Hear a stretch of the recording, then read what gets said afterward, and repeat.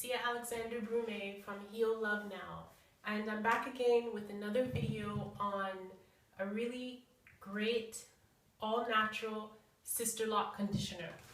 And basically what I'm going to use is some pure whole milk and pour it into a glass, and I'm going to saturate my locks with this milk, which is really nutrient, vitamin, and protein packed, and will help your hair to shine, to glow, and to grow. So here we go. Just pour some milk in there.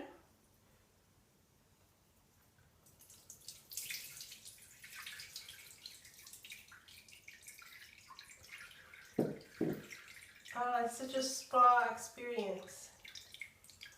Just let that milk saturate into your scalp, into your locks. This is a really great way to deep condition and moisturize. A lot of people think oil is the best way to moisturize, but it's actually water that moisturizes your hair.